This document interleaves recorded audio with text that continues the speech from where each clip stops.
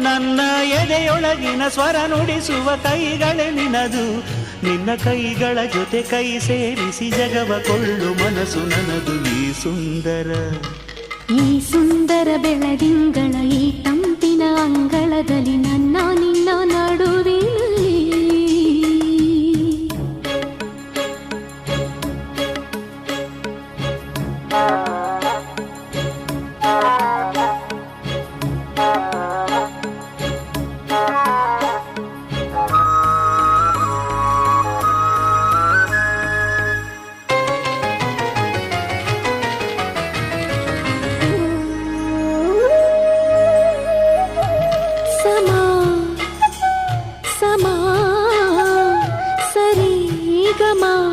ಸಮಾಗಮ ಇಂಥ ವಿಸ್ಮಯ ಇದೆ ಮೊದಲು.